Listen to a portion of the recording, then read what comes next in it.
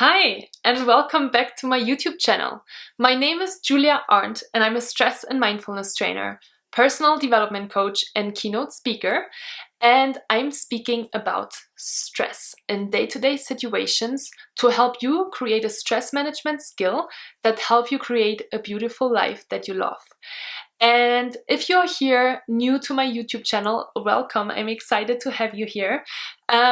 Before we're jumping into today's video on stress hacks, financial stress, I want you to make sure to subscribe to my YouTube channel right down below here and also hit the bell to receive regular notifications about new content. I'm publishing new videos every Monday and Friday, and when you're hitting the bell, you actually know when those new videos are up. All right, with that said, let's jump into how you can manage stress on a financial level. And let me ask you a question. Do you know where your money goes? I thought so. A lot of you don't know where your money goes, and that's why it's a huge, huge stressor. So what we want to do is we want to make money our friend in order to not be financially stressed out anymore. And the question, of course, that you're asking yourself now is, how do I get there?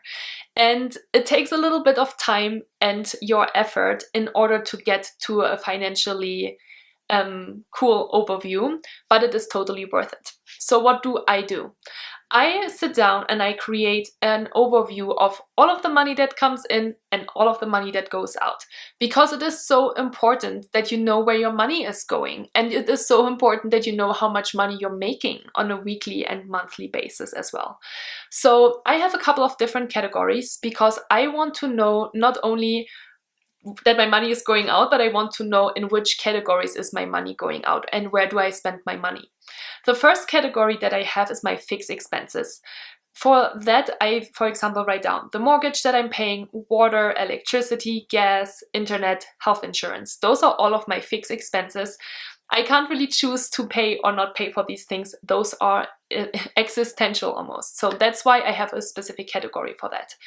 And then I have other categories such as food, eating out, gas and fuel for my car, and also car repairs, fun, and then business expenses.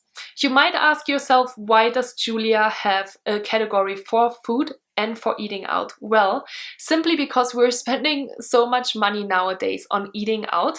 And for me, it was really important to be aware of that, because I feel like I can only be better about not eating that much out and actually eating healthier at home if I know about it. So that's why I have these two categories separate. So yeah, so I'm taking an hour every month, which is not a lot of time. Once you have set it up, and it's like super easy to set up, then I just simply go through my credit card and debit card statement and I write down all of the things that came in and that went out, and I categorize them. I put them basically in the right order of categories that I just mentioned. And at the end of the table, of course, I have a sum. Once you've done the financial overview and now you know all of the money that is coming in and all of the money that is going out, then create a sum of everything. Obviously, you want to have like the total of each category and obviously the total of your income, and then you want to compare it and make sure that that your income is covering all of your expenses. If that is not the case, then that's okay, because now you know that that is the case.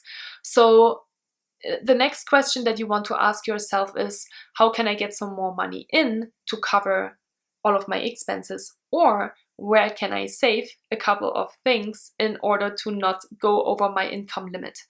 For the first thing, so when you want to know about how you can make more money, break it down. So for example, if you know that there's $500 that you need more per month in order to be comfortable, then start thinking about how those $500 can come in. Is it by taking a couple of extra shifts and hours at your job? Do you get a second job? Do you work towards a promotion because you know that you get a little bit of money when you get a promotion? Or is it to take on 1 or 2 more clients in your practice in order to cover those $500? Think about it and break it down. So again, for example, if you know that you're making $20 an hour and you need $500 more per month, it would be 25 hours per month more. And then if you break that down per week, it's actually, let's say the month has 5 weeks, it would be 5 more hours per week and only one more hour per day. So see, once you're breaking this down, it actually becomes a lot more comfortable for you to manage and a lot easier on your financial stress situation.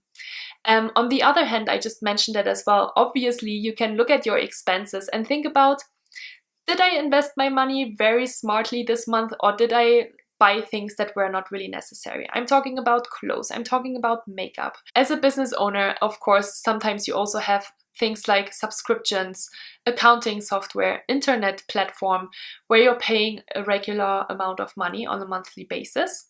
And what is really helpful for me is when I'm looking at all of these things, I'm like, oh man, like I actually never used this software and I can actually cancel the subscription.